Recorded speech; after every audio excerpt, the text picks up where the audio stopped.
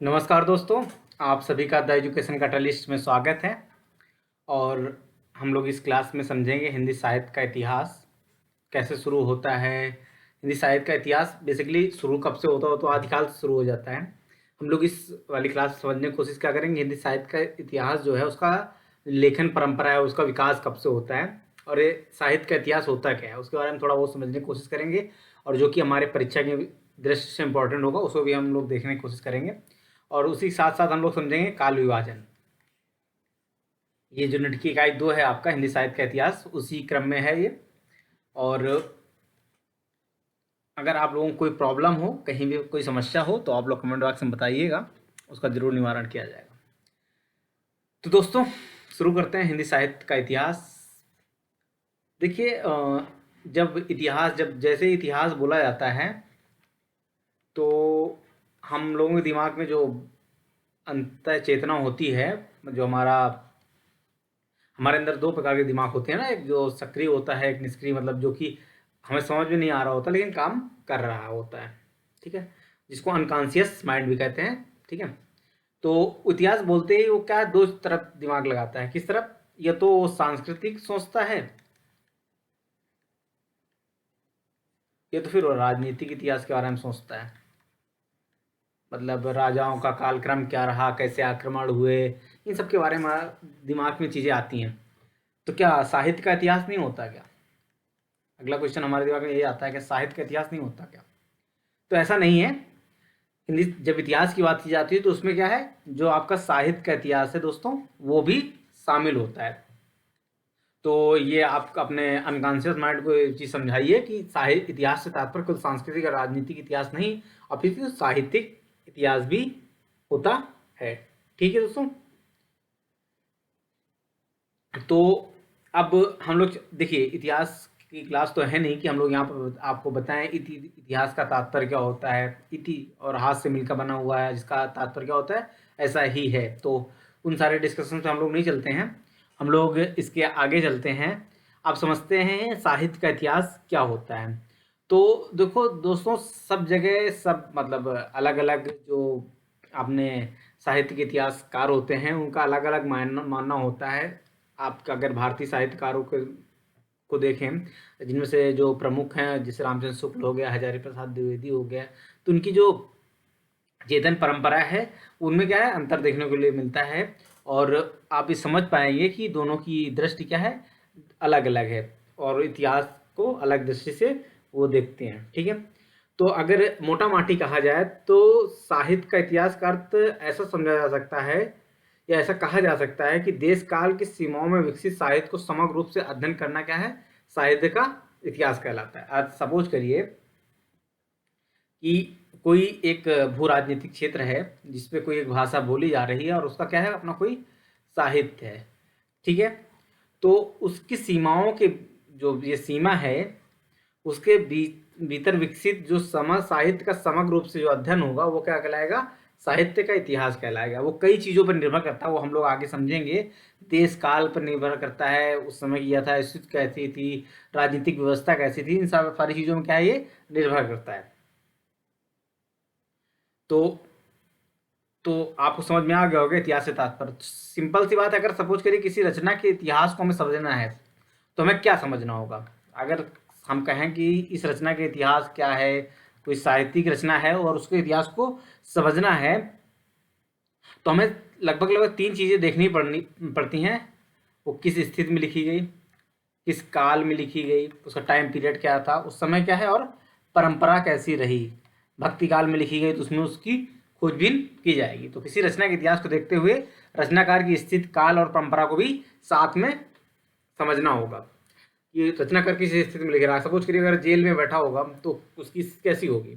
तो किसी रचना के इतिहास के लिए आवश्यक हो जाता है कि रचनाकार की स्थिति को भी जाना जाए। तो अगर अब हिंदी साहित्य के इतिहास की बात की जाए, हम लोगों को जो टॉपिक है यही है हिंदी साहित्य का इतिहास।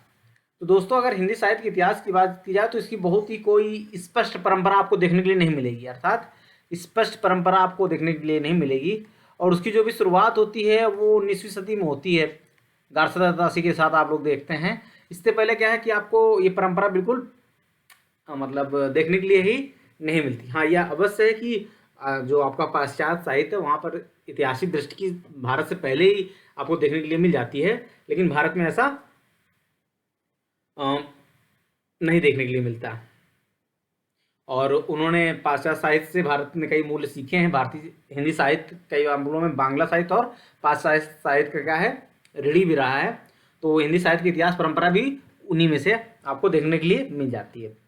तो अब क्या है कि इतिहास का जो विकास है, साहित्य का इतिहास, उसको समझने के लिए क्या है, अलग अलग लोगों ने अलग अलग अवधारणाएं प्रस्तुत की हैं कि इतिहास का विकास कैसे होता है।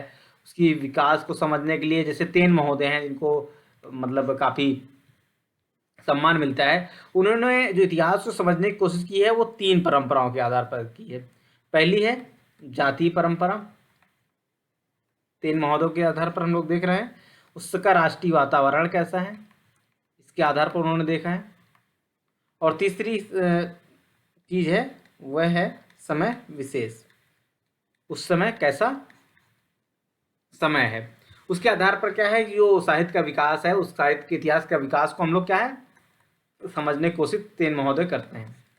अब जो अगला जो साहित्य में जिनके आधार पर इतिहास लेखन देखा जाता है, क्योंकि भारत में भी बहुत ज़्यादा आप लोग गाहे बगाहे सुनते रहते हैं ना कि मार्क्सवादी इतिहासकार हैं, मार्क्सवादी रचनाकार हैं, इसलिए क्या है उनका इतिहास अशुद्ध होगा। ये सारी चीज़ें आजकल बहुत ही मतलब हॉट टॉपिक हैं, आप लोग सुनते रहते हैं।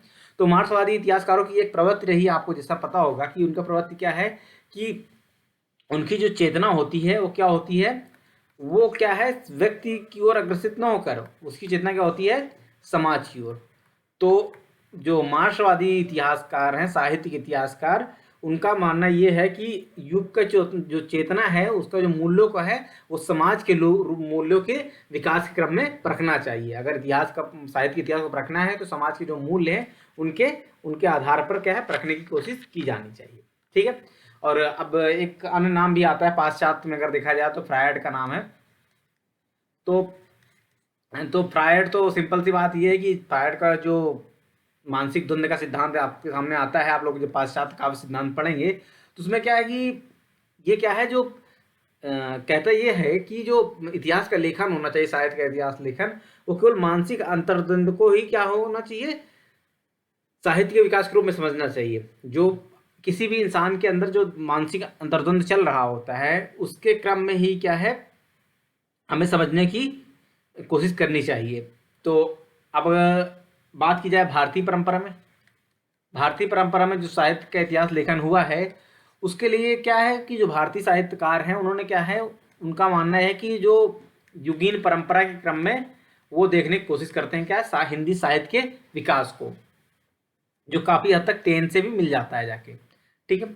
तो अब हम लोग चलते हैं, हम लोगों ने यहाँ थोड़ा समझ लिया साहित्य इतिहास का लेखन के लिए क्या क्या जरूरत होती है, कैसे लोग किस कंडीशंस पे करते हैं, क्या देखना पड़ता है।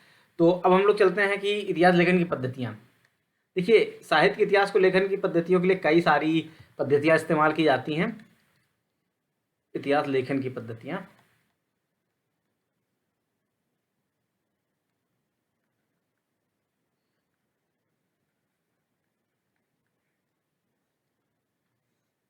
तो अगर इतिहास की लेखन की पद्धतियाँ देखी जाए तो मूलतः 4 हैं जिनके आधार पर इतिहास लेखन पद्धति की कोशिश की जाती है। पहला तो है वर्णानुक्रम।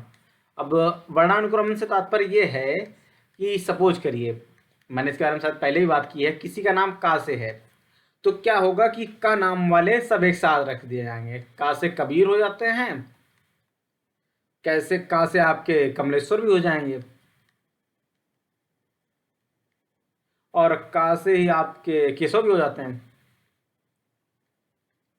तो ये आपके भक्ति काल के हो गए, ये आपके आधुनिक काल में आ जाते हैं, और ये आपके रीत काल में आ जाते हैं। अब ये क्या होंगे, तीनों एक जगह पे आ जाएंगी। और तीनों का क्या है, जो विषय परिवेश है, जो जातीय स्थिति है, जो युगीन परिवेश, सब क्या है डिफरेंट है, दोनों सबकी लेखन शैली भी अलग है। तो क्या है कि आप इनका व्यवस्थित अध्ययन वर्णानुक्रम के आधार पर नहीं कर सकते। हाँ, परंतु हिंदी साहित्य इतिहास लेखन के जो प्रारंभिक रचनाकार हैं, जो उन्होंने प्रारंभ में कोशिश की, जैसे डॉक्टर शिव सिंह हो गए, और गारसा दत्तासी हो गए, इन्होंने क्या किया, इसी वर्णानुक्रम की व्यवस्था का पालन किया। आप ऐसा समझिए जैसे ऑक्सफोर्ड की डिक्शनरी आप लोगों ने देखी होगी, वो क्या करते हैं कि पहले ए वाला आएगा, फिर क्या है बी वाला आएगा, फिर सी वाला आएगा, इसके बाद ए के अंदर भी पहले ए वाला आएगा, फिर बी वाला आएगा। आप लोग रीजनिंग लगाते हैं ना, सेम वैसे ही वर्णानुक्रम के आधार पर उन्होंने क्या है, ज़्यादा किसी समस्या को न देखते हुए सीधे सीधे वर्णानुक्रम के आधार पर रख दिया है। दूसरा है कालानुक्रम। अब ये कालानुक्रम क्या है दोस्तों, कालानुक्रम से तात्पर्य होता है कि अब इतिहास लेखन को विभाजन करना है तो उसके लिए काल मतलब क्या है कि सपोज करिए पंकज है एक राइटर, अब वो पैदा हो रहा है 1100 में ईस्वी में, और क्या है, और उत्पल नाम से कोई है वो पैदा होता है 1110 में। तो इनको क्या सीरियल से लगा दिया जाएगा बढ़ते या घटते क्रम में, और इनको क्या एक काल का मान लिया जाए। हो सकता है कि ये पंकज जो हो आपका चारण कवि हो, और ये क्या है रासो काव्य का कवि हो। तो ये क्या है, आपको अंतर देखने के लिए मिल जाता है। तो ये क्या है, इस लेखन सब शैली में भी क्या है समस्या रहती है। जिन्होंने कालानुक्रम किसके आधार पर क्यों सेट कर दिया है, आपकी टाइम पीरियड के आधार पर सेट कर दिया है। इनमें जिन लोगों का नाम आता है उसमें आपने देखा शिव सिंह सरोज और डॉक्टर शिव सिंह का नाम आता है, गारसा का नाम आता है, गारसा ततासी का। इसमें नाम आता है आपके ग्रेडसन जी का, और नाम आता है मिश्र बंधुओं का। ठीक है, 3 लोग रहते हैं मिश्र बंधु। उन तीनों ने इसी कालानुक्रम के आधार पर क्या है इसकी कोशिश की है। तीसरी पद्धति जिसको वैज्ञानिक पद्धति कहा जाता है। अब वैज्ञानिक सुन के आप ये मत समझ लीजिएगा कि ये बिल्कुल बिल्कुल इसमें कोई अशुद्धियां नहीं होंगी। इसमें क्या होता है, तटस्थ भाव से क्रमबद्ध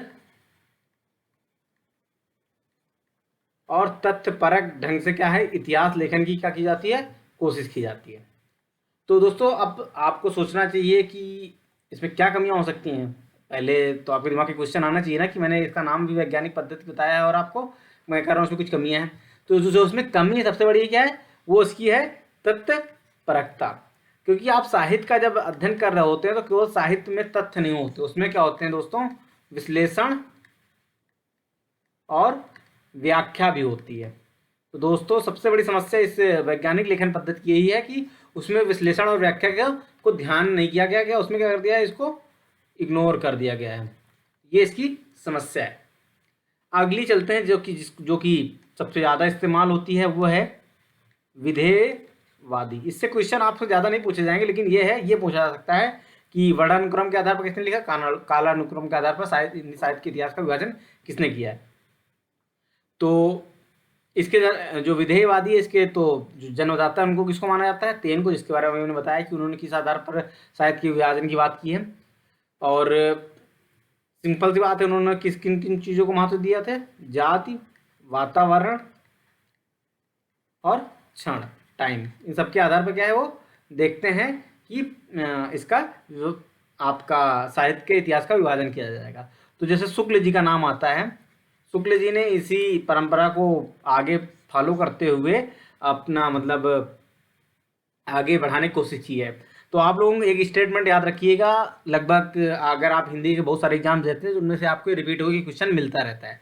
जो शुक्ल जी की एक स्टेटमेंट है, शुक्ल का कथन आप लोग लिख लीजिए आप, प्रत्येक देश का साहित्य वहाँ की जनता की चित्रवृत्तियों का संचित प्रतिबिंब होता है। क्या कहते हैं वो, वहाँ की जनता का, पहली चीज के की पॉइंट हम लोग देख लेते हैं, वहाँ की जनता, जो आगे अभी जब हम लोग डिस्कस करेंगे तो उसके बारे में जनता, ये वर्ड इंपॉर्टेंट है। और जनता की क्या है, चित्तवृत्तियों का, 2 वर्ड इसमें इंपॉर्टेंट है।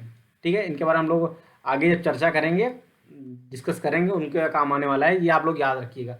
तो प्रत्येक देश की का साहित्य वहाँ की जनता की चित्तवृत्तियों क्या होता है, संचित प्रतिबिंब होता है। संचित, एक वर्ड और हो गया, क्या हो गया, संचित प्रतिबिंब होता है। ये आपको समझ में आ गया होगा।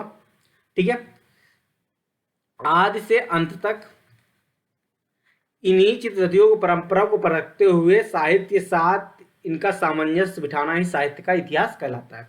तो क्या है, आदि से अंत तक जो चित्रवृत्तियां हैं, मैंने कीवर्ड्स यहाँ पर लिख दिए हैं, वहाँ की जनता, पहली बात कीवर्ड्स यही है, क्योंकि ये है अभी जब आप हजारी प्रसाद द्विवेदी देखते हैं तो वहाँ पर जनता नहीं लोक हो जाता है। ठीक है, चित्रवृत्तियां हैं, संचित प्रतिबिंब है, और आज से अंत तक, केवल एक समय का नहीं, आज से अंत तक इन्हीं चित्रवृत्तियों को क्या है कि परंपरा को परखते हुए साहित्य के साथ उसके सामंजस्य को बिठाने के जो बिठाना ही क्या है, साहित्य का इतिहास कहलाता है। ठीक है, अब चलते हैं हिंदी साहित्य के इतिहास लेखन की तरफ। तो समझ गए विधेयवादी आप लोग? मुझे नहीं लगता कि कोई दिक्कत होनी चाहिए। अगर कोई दिक्कत है तो आप लोग जरूर बताइएगा। अगली चीज जिसके बारे में हम लोग समझेंगे वह है हिंदी साहित्य में इतिहास लेखन।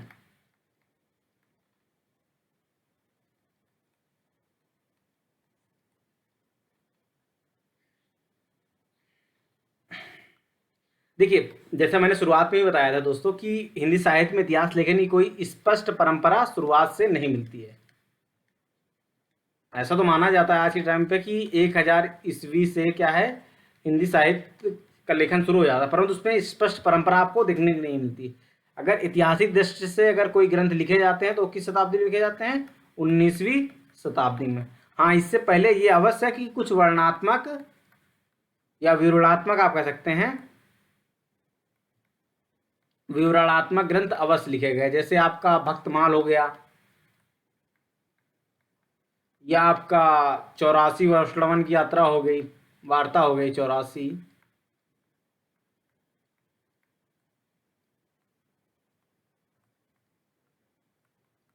की वार्ता हो गई, 252 वर्षलवन की यात्रा हो गई। तो क्या है, आपको ये कुछ ग्रंथ मिलते हैं, परंतु इनमें क्या है कि आपको कोई मतलब ऐतिहासिकता का पुट नहीं मिलेगा। जो अभी हमने परिभाषा भी देखी आचार्य रामचंद्र शुक्ल, वैसा कुछ इसमें देखने के लिए नहीं देख मिलता।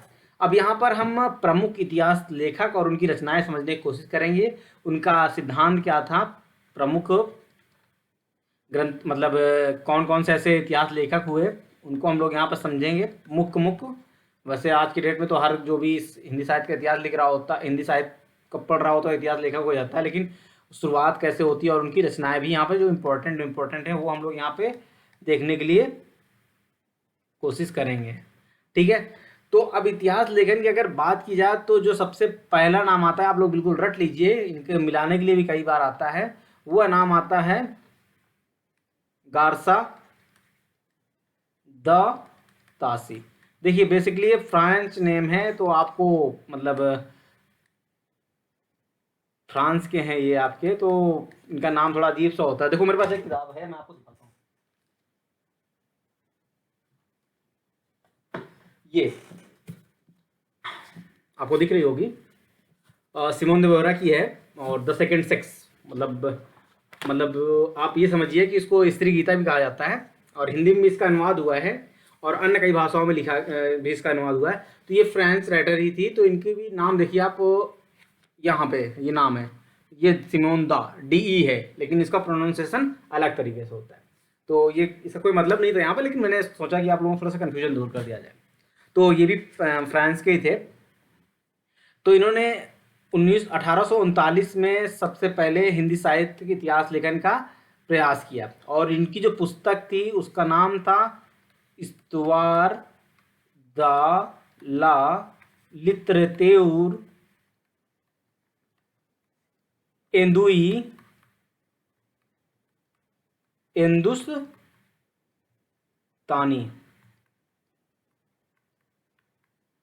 1839 में लिखी, और उसका बाद में फिर प्रकाशन होता है, दूसरा संस्करण 1871 के आसपास आता है, और 1839 में इसका पहला संस्करण आता है, और 1847 के आसपास इसका दूसरा संस्करण भी मार्केट में आ जाता है। तो इस्तवार द ला लिटरेतूर एंदुई हिंदुस्तानी इनकी क्या है, गार्सा दास्ताती की किताब का नाम है, जिसमें क्या है, पहली बार हिंदी साहित्य के जो इतिहास लेखन का है प्रयास किया गया। तो अगर क्वेश्चन आ जाए हिंदी साहित्य के इतिहास का प्रथम ग्रंथ कौन है, तो ये ही आपका हिंदी साहित्य का प्रथम ग्रंथ होने का सौभाग्य किसे प्राप्त हुआ, इस्तवार द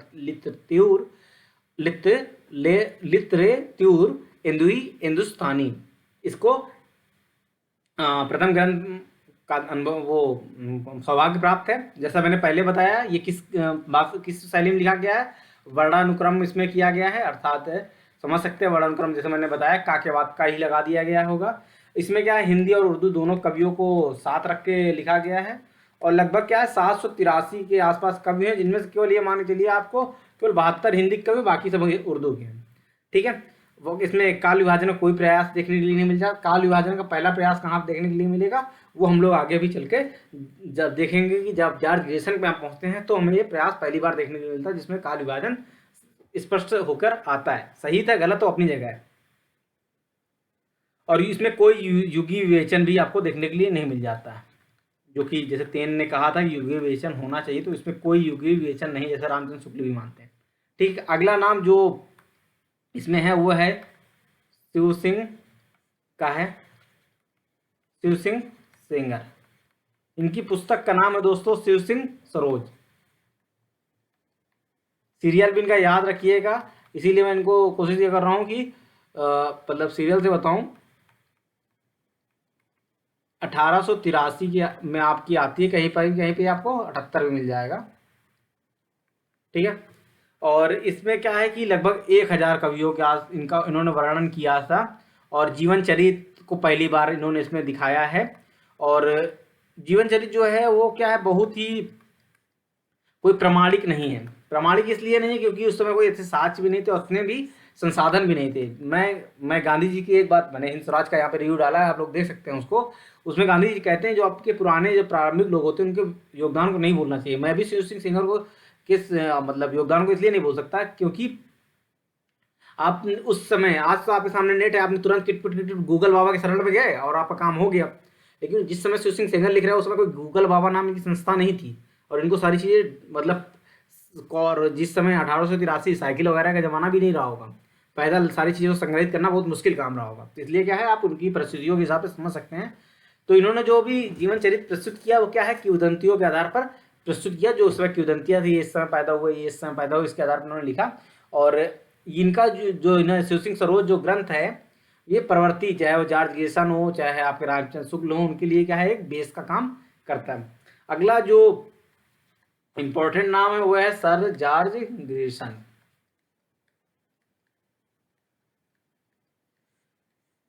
इन्होंने मतलब हिंदी साहित्य इतिहास लेखन की मतलब के दिशा में महत्वपूर्ण प्रयास किया।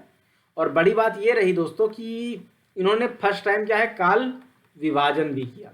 विभाजन सही था गलत था वो हम लोग अभी आगे समझेंगे, परंतु ये समझ लेना जरूरी है कि इन्होंने पहली बार काल विभाजन की कोशिश की। और इनकी पुस्तक का नाम था द मॉडर्न वर्नाकुलर। वर्नाकुलर का मतलब क्या होता है आप लोग बताइएगा। अभी जब आप लोग साहित्य मतलब इतिहास पढ़ते होंगे उसमें वर्नाकुलर प्रेसेक्ट भी आता है। वर्नाकुलर से तात्पर्य क्या होता है, आप लोग आप गेस करिए, कमेंट बॉक्स में जरूर बताइएगा। ऑफ नॉर्दर्न हिंदुस्तान, और कुछ कहीं कहीं पे इसका नॉर्दर्न गैप रहता है, तो आप लोग कंफ्यूज ना होइएगा। The modern vernacular literature of northern Hindustan या हिंदुस्तान, इसको उन्होंने कब लिखा है, 1888 में ये पुस्तक आती है। और इसको प्रकाशित करने के श्रेय किसको जाता है, 1784 में सियासी सोसाइटी ऑफ बंगाल की स्थापना होती है। उसी ने क्या है इसको प्रकाशित करने का काम किया था, एशियाटिक सोसाइटी ऑफ बंगाल।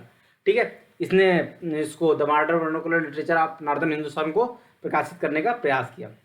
ठीक है, प्रथम बार काल विभाजन इसमें आपको देखने के लिए मिल जाएगा।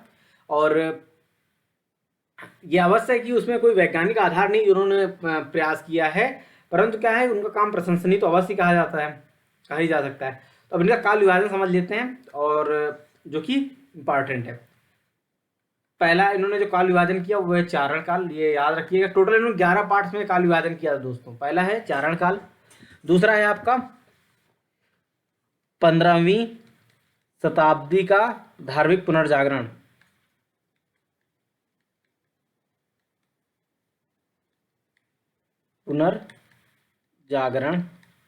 ये इसका टाइम पीरियड उन्होंने 700 से 1300 बताया है। ये इसलिए मैं बता रहा हूँ कि इसके बाद ये सीधे 1500 में चले जाते हैं यहाँ पे।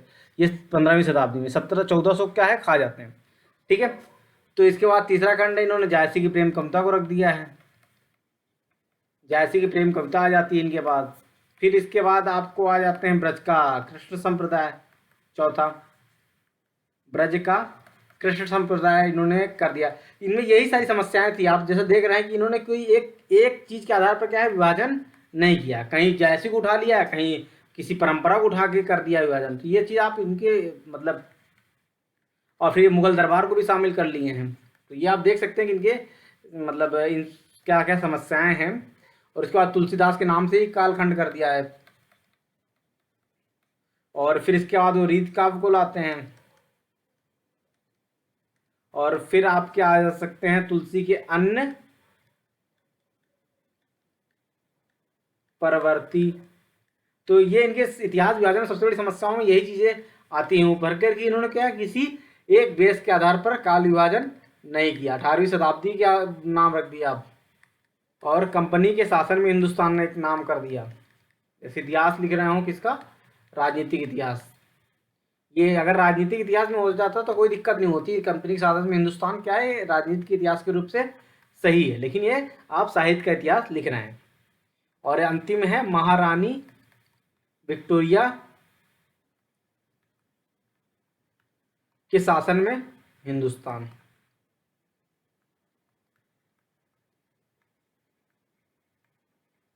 तो ये आप समझ सकते हैं इन्होंने 11 के आधार पर डिवाइड किया है। तो इसमें कुछ समस्याएं थी, और इनके बारे में एक चीज अच्छी चीज ये थी कि उन्होंने मतलब जो याद रखने वाली बात है, क्वेश्चन कई बार आता है, इन्होंने क्या है कि जो भक्ति काल है उसे हिंदी साहित्य का स्वर्ण काल माना है। तो ये स्वर्ण काल किसने माना है भक्ति काल को, तो क्वेश्चन आ जाए तो वो अपने जॉर्ज ग्रिसन बन है। अगला नाम जो इंपॉर्टेंट है साहित्य के इतिहास के काल विभाजन क्रम में, वो नाम है दोस्तों मिश्र बंधु का। जो दोस्तों मिश्र बंधु हैं, ये 3 लोग थे, 3 भाई थे, 3 सगे भाई। एक तो अपने कृष्ण बाबू हो गए, कृष्ण बिहारी मिश्रा। दूसरे हो जाएंगे आपके सुखदेव, ना के सुखदेव हैं। और तीसरे हैं सुखदेव बिहारी मिश्रा, आगे भी इनके यही लगा दीजिएगा। तीसरे हैं गणेश बिहारी मिश्रा। 3 भाई थे जिन्होंने मिश्र बंधु विनोद नाम से क्या है बहुत सारे कवियों का क्या है संग्रह किया था, और उनको किसके आधार पर समझाया था, कालानुक्रम के आधार पर प्रकाशित किया था। ये 4 खंड में इनका ये मिश्र बंधु विनोद आता है, जिसके 3 खंड तो क्या 1913 में प्रकाशित हो गए थे, और जो 4वां खंड था, 4th खंड था, वो आपका 1914 में क्या होता है दोस्तों, प्रकाशित होता है। तो मिश्र बंधु विनोद अगर क्वेश्चन आ जाए किसकी है, तो ये है इन्हीं मिश्र बंधुओं की। कौन कौन, कृष्ण हो गया, सुखदेव हो गया और गणेश हो गए। इनाम कई बार पूछ सकता है। और इन्होंने लगभग 5000 कवियों का क्या है संग्रह तैयार किया था, और इन्होंने काल विभाजन का भी नया प्रयास किया है, और क्वेश्चन भी आ जाते हैं उसमें। इन्होंने जो हिंदी का जो प्रारंभिक काल था, जो आदिकाल जिसको कहा जाता है, उसको इन्होंने क्या नाम किया, हिंदी का प्रारंभिक काल। इसको इन्होंने 2 पार्ट में बांट दिया, पूर्व आरंभिक काल, उत्तर। जैसे पूर्व और उत्तर का नॉर्मल होता है, पूर्व और उत्तर आरंभिक काल। इसको 700 से लेकर आपका 1343 तक माना है, और इसको 1344 से लेकर 1444 विक्रमी है, यहाँ पे सन्मत मान लीजिएगा। इस आधार पर इन्होंने क्या है प्रारंभिक काल का विभाजन कर दिया। ठीक है, इन्होंने दूसरा काल क्या माना है, माध्यमिक काल, बीच का काल। इसके भी इन्होंने 2 पार्ट कर दिए हैं, एक पूर्व किया है, और उत्तर वालों के नाम इन्होंने नामकरण यहाँ चेंज कर दिया, और दूसरे वालों को प्रौढ़ कहा है। ये 1445 से लेकर 1560 तक रहता है, और ये दूसरा वाला 1561 से लेकर 1680 तक रहता है। इनका जो तीसरा काल विभाजन है, जिससे क्वेश्चन आता है कि भक्ति काल को अलंकृत काल रीत काल को अलंकृत काल किसने कहा है, तो मिश्र बंधुओं ने इसको किसको, आपका जो रीत काल का जो टाइम पीरियड उसको क्या है मतलब अलंकृत काल का है। इसको भी 2 पार्ट में इन्होंने डिवाइड किया, पूर्व और उत्तरा। ठीक है, इसका टाइम पीरियड क्या हो जाएगा, 1681 से लेकर 1790 तक, और ये 1791 से लेकर 1889 विक्रमी तक। ये दोस्तों इनके टाइम पीरियड हो गए। इस आधार पर इन्होंने क्या है डिवीजन करने की कोशिश किया। उसके बाद इन्होंने क्या है एक जबरदस्ती एक काल घुसेड़ दिया है, वो है परवर्ती काल, जिसके लेकर इनको आलोचना भी कर उस काल को बोलते हैं परिवर्तन काल।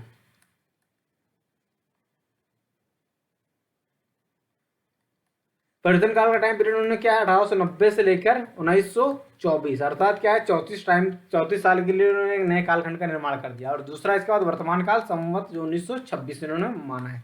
तो अगर क्वेश्चन आ जाए कि आधुनिक काल को मिश्र बंधुओं ने क्या नाम दिया है, तो वर्तमान काल का है। परिवर्तन काल किसने नाम बीच में उछेड़ा है, तो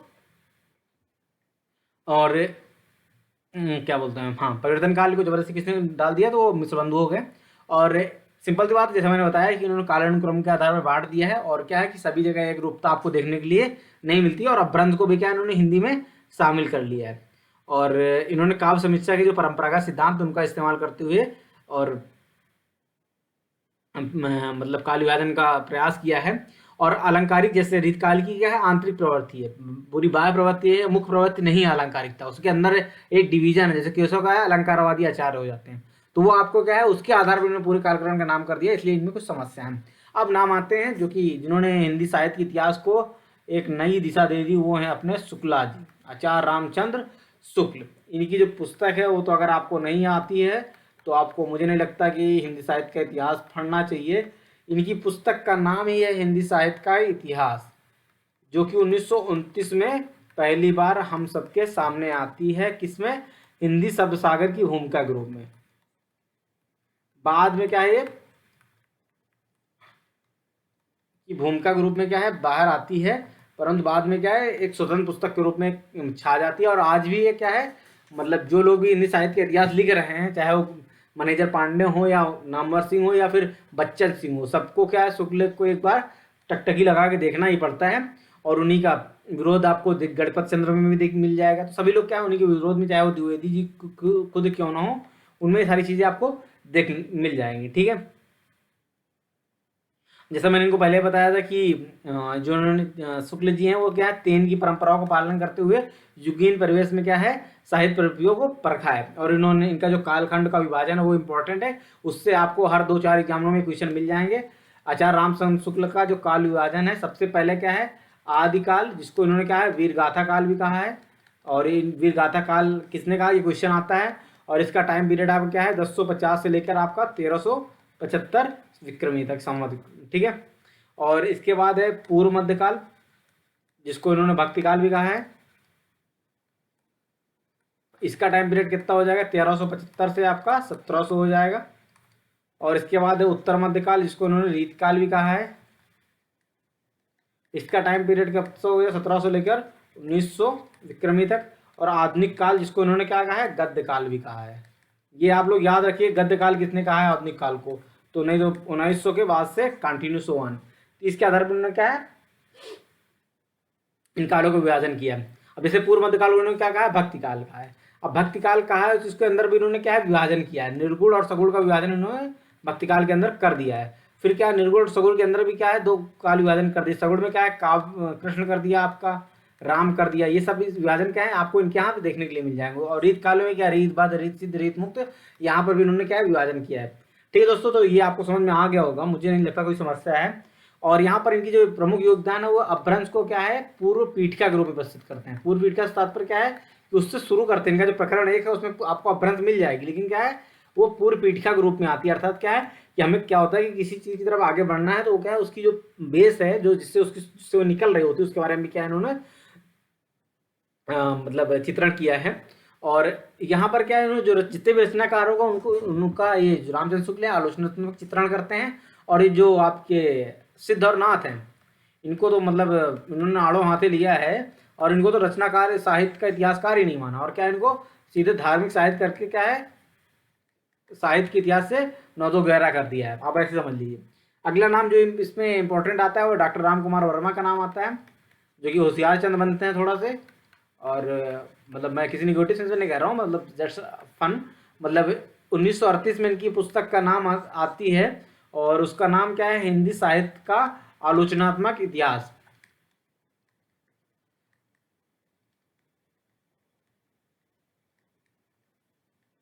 टाइम पीरियड याद रखिएगा 1938। इसमें हिंदी साहित्य का आलोचनात्मक इतिहास किसने लिखा, तो आपका पहला क्वेश्चन तो यहीं से 1 नंबर सही हो जाना चाहिए। हिंदी साहित्य का आलोचनात्मक इतिहास राम कुमार वर्मा ने लिखा है। दूसरा चीज जो इंपॉर्टेंट है वो काल विभाजन को लेकर है। ये आप ऐसे समझिए कि ये काल विभाजन को लेकर क्या बड़ी अम्मा बनने की कोशिश कर रहे थे।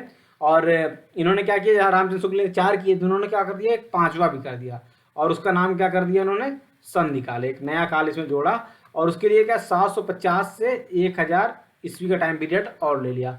और दूसरा क्या है इन्होंने आदिकाल को क्या कह दिया चारण काल। बाकी नामकरण क्या है इनके सेम टू सेम रहते हैं, और ये 1000 से लेकर 1375 वही जो रामचंद्र शुक्ल वाला टाइम है उसी के आधार पर, बाकी सब सेम है, भक्ति काल, रीत काल और आधुनिक काल। तो यहीं पर ये एक समस्या करते हैं, बाकी टाइम पीरियड भी सेम है रामचंद्र शुक्ल के साथ।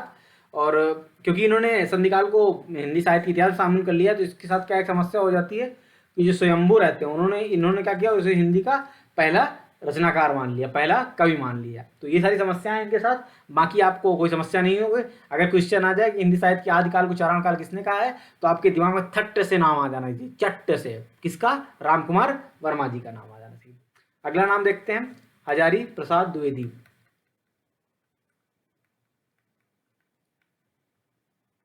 अब ये हजारी प्रसाद द्विवेदी ने क्या किया है, ये भैया राम, इनकी मतलब जो चीज़ मुझे अच्छी लगी क्या है कि इन्होंने पहली बात तो कबीर को बहुत अधिक प्रतिष्ठा दी है, वो अलग चीज़ है। वो यहाँ पर इन्होंने 3 किताबें लिखी।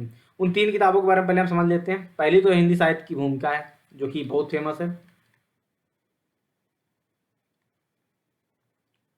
दूसरा, ये इसका टाइम पीरियड भी पूछता है, 1940 में आती है। जिसके बाद 2 पुस्तकें और आती हैं, हिंदी साहित्य का उद्भव और विकास,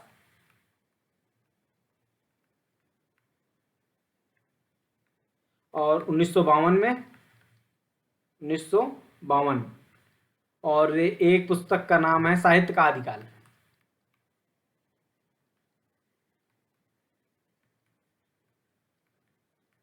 ये क्या आती है, ये भी 1952 में आती है। तो ये इनकी 3 पुस्तकें आता हैं, जिनके आधार पर हिंदी साहित्य के इतिहास को समझने की हजारी प्रसाद द्विवेदी ने कोशिश की है। पहली बात तो इनका रामचंद्र शुक्ल के साथ पंगा कहाँ होता है, नामकरण को लेकर ही हो जाता है। पहली बात तो ये वीर गाथा काल को क्या कहते हैं, आदिकाल कहते हैं, जिसको नामकरण उन्होंने भी दिया था। लेकिन क्या है, ये आदिकाल पे बिल्कुल फोकस हो जाते हैं। क्यों, इन्होंने रामचंद्र शुक्ल ने 12 रचनाओं का जो नामकरण यहाँ किया था, उनको क्या है, ये अप्रमाणिक सिद्ध कर देते हैं। क्या है भैया, प्रमाणिक ही नहीं है, और तुम उसके नाम पर क्या है, कोई चीज़ प्रमाणिक है नहीं, और जबरदस्ती उसके आधार पर क्या है नामकरण करने की दे रहे हो। तो उसके आधार पर उन्होंने क्या है, उन सारी कृतियों को उन्होंने क्या माना, अप्रमाणिक माना। उसके आधार पर क्या है, उन्होंने इस काल को आदिकाल कहना ज़्यादा सही माना। और इन्होंने सिद्धनाथों का जो प्रभाव है वो कबीर पर क्या है, सिद्ध किया कि जो कबीर हैं वो सिद्धनाथ, जिन्होंने रामचंद्र शुक्ल जी ने धक्के मार के बाहर कर दिया था, उनके प्रभाव को, सिद्ध और नाथों के प्रभाव को ये कबीर में देखते हैं, और मानते हैं कि जो सिद्धनाथों की परंपरा थी उसी को कबीर ने क्या है, मतलब आगे बढ़ाया। और दूसरी चीज जो समस्या है वो है भक्ति काल को उदय के लेकर। आप इन दोनों की जब इतिहास पढ़ेंगे, अभी हम लोग यहाँ पर डिस्कस में वहाँ पर नहीं चलते हैं, लेकिन यहाँ पे क्या है, इन दोनों के इतिहास लेखन की परंपरा में क्या भक्ति के उदय को लेकर है। जहाँ वो मुसलमानों का कारण मानते हैं, वहीं इनके क्या है, इनकी चेतना क्या है, अलग है। अगला नाम जो इम्पोर्टेंट है, मतलब हम लोगों ने कितने देख लिया अभी तक, लगभग 7 लोगों को देख लिया हमने। जो 8वां नाम है, जो बहुत इंपॉर्टेंट है, जिसका नाम लिया जाता है, वह है गणपति चंद्र जी, गणपति चंद्र गुप्त। ये और बड़ी अम्मा बन गए हैं। अब मतलब मेरा कोई निगेटिव सेंस में कहने का मतलब नहीं है। इनकी पुस्तक आती है आपकी सन 1965 में, हिंदी साहित्य का वैज्ञानिक इतिहास। अब इन्होंने किया क्या है, जो इनको मैंने वर्ड इस्तेमाल किया, ये क्या है कि जैसा मैंने बताया कि रामचंद्र शुक्ल क्या है, सबके मतलब केंद्र में रहते हैं। ऐसा माना भी जाता है कि मतलब जो रामचंद्र शुक्ल जी हैं वो क्या है, हिंदी साहित्य के इतिहास के क्रम में क्या है, मतलब एक प्रस्थान बिंदु का काम करते हैं। वहां से हिंदी साहित्य का इतिहास एक तीव्र गति पकड़ लेता है। तो उस चक्कर में हम लोग ना पढ़ते हुए अभी इन्होंने क्या दिखाया, नेतागिरी ये दिखाई है कि काल विभाजन जो किया दोस्तों, उन्होंने क्या किया, उसको क्या है 3 पार्ट्स में डिवाइड कर दिया, मतलब बाकी सबको हटा फेंका। अब हटा फेंका से तात्पर्य कैसे, कि पहले काल का तो उन्होंने नाम कर दिया प्रारंभिक काल, जो अभी आदिकाल से चला आ रहा था, ठीक है। दूसरे वाले काल का नामकरण कर दिया इन्होंने मध्यकाल, और तीसरे वाले का नामकरण इन्होंने कर दिया आधुनिक काल। अब देखिए होशियारचंद कहाँ बने, ये होशियारचंद ये मध्यकाल में बने। भाई ये काल खंड इन्होंने हटाया और उसको उसी के अंदर बांट दिया, पूर्व कर दिया और उत्तर मध्य कर दिया। इसका क्या मान लिया, 1350 से 1600,